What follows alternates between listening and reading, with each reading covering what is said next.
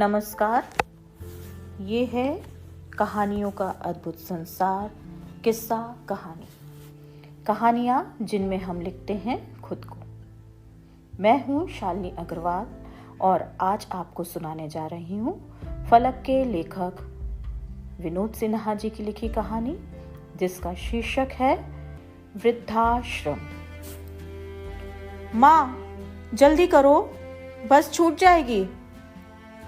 Ramesh office से आते ही अपनी माँ विमला देवी को पुकारने लगा। माँ भी अचंभित कमरे से बाहर आकर कौतूहल भरी नजरें लिए रमेश से पूछने लगी, अरे कहाँ जाना है जो इतना हो हल्ला कर रहा है और क्यों व्यग्रता दिखा रहा है? पहले तुम चलो तो रास्ते में बताता हूं। अपना सामान समेटो और चलो। अभी ज्यादा वक्त नहीं तुम्हें सब कुछ बताने या सुनाने का। रमेश की पत्नी रीमा वहीं खड़ी सब कुछ देख और सुन रही थी, पर मुंह से कुछ नहीं कह रही थी। मां भी अब थोड़ा दुखी और परेशान हो चली थी, यह सोचकर कि जाने क्या हुआ जो रमेश इस तरह से बर्ताव कर रहा है। आज तक तो इस तरह से पेश नहीं आया कभी किसी के साथ। उन्होंने बहू से पूछा। बहू शांत खड़ी थी। वो कुछ नहीं कहेगी, तुम चलो जल्दी। विमला देवी बहू को प्रश्न भरी नजरों से देखती कमरे में गई। उन्होंने जल्दी जल्दी अपना सामान एक बक्से में डाला और कमरे से बाहर आ गई।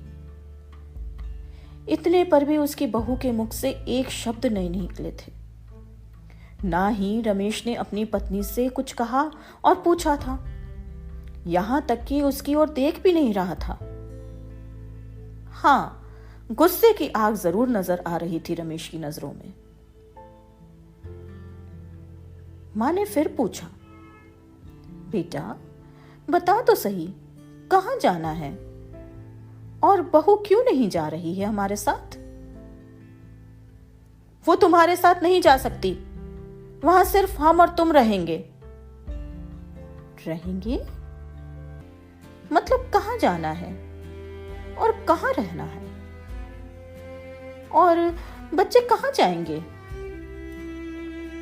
रमेश बोला, इस घर को छोड़कर दूसरे घर रहना है तुम्हें।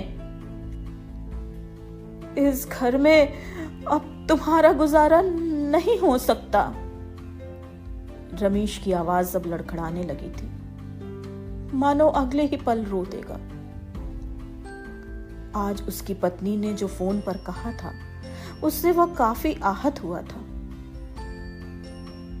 जिस मां ने उसे जन्म दिया, पाला पोसा और स्वयं उसके लिए रीमा को उसकी पत्नी के रूप में पसंद किया, आज वो बहू अपनी सास को अपने साथ नहीं रखना चाहती है। आज उसे 2 कमरों का घर उसकी मां की वजह से छोटा दिख रहा था। कहती है बंटी, बबली और मां एक ही कमरे में रहते हैं, थोड़ी परेशानी होती है। अगर मां को वृद्धाश्रम में पहुंचा दें तो दोनों बच्चे आराम से रह सकेंगे और फिर हम उनसे हफ्ते महीने वहां जाकर मिलते रहेंगे। रमेश ने रीमा को बहुत समझाने की कोशिश की, लेकिन रीमा मानने के लिए तैयार नहीं थी। वो कह रही थी, उसके घर में वो और बच्चे क्यों तकलीफ में रहें? क्या इस तकलीफ के लिए उसने ऑफिस से लोन लेकर यह घर खरीदा है?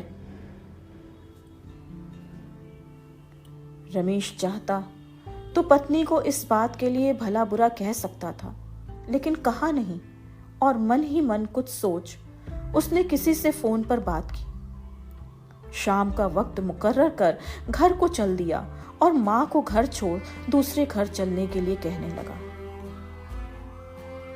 उसे उम्मीद नहीं थी कि उसकी पत्नी, जिसे मां ने बहू कम बेटी ज्यादा माना, ऐसा कह और कर सकती है।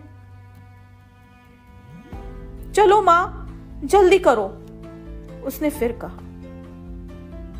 बच्चों को भी लेते जाओ, उन्हें क्यों छोड़े जा रहे हो? और फिर जाओगे कहां? दूसरा घर तो है नहीं। अब पत्नी रीमा ने मुंह खोला। कहीं जाए, तुम्हें क्या? तुम्हें तो सिर्फ तुम्हारे खुद से और तुम्हारे घर से मतलब है ना। रहो अकेली। मैंने मां के लिए दूसरा घर ठीक कर लिया है। अरे आखिर बात क्या है? बहू अकेली, हम दूसरे घर। बताओ तो सही।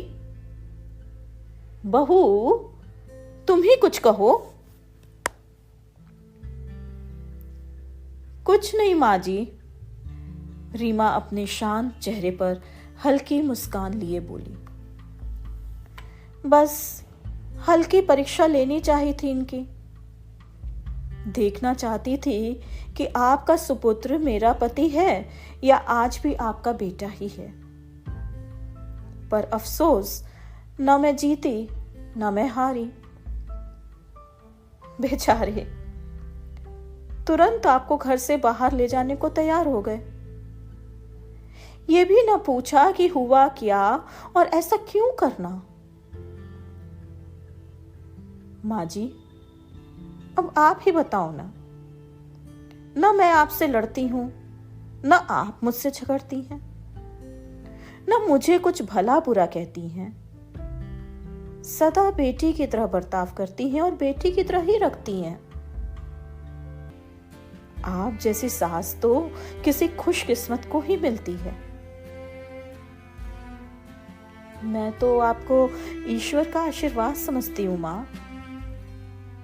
अगर कभी कुछ कहा भी तो तकलीफ कैसी? मां ही तो है आप।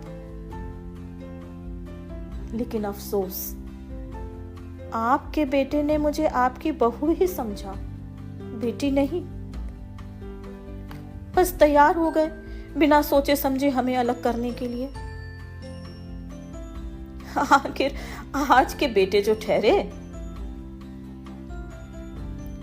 रमेश बस शर्म से सर झुकाए खड़ा था। रमेश की मां सारा माजरा समझ चुकी थी। हंसते हुए बहू बेटे दोनों को गले लगाकर कहा, खुश रहो मेरे बच्चे। तुम दोनों के जैसे अगर हर बेटे बेटी की सोच हो जाए तो कोई भी माँ बाप वृद्धावस्था में लाचार परेशान न हो और ना ही उन्हें कभी वृद्धाश्रम का मुंह देखना पड़े। ये कहानी बस इतनी ही। अभी आप सुन रहे थे मुझसे यानी शालिनी अग्रवाल से फलक के सदस्य विनोद सिन्हा जी की लिखी कहानी। फिर मिलते हैं एक नई कहानी के साथ। नमस्कार।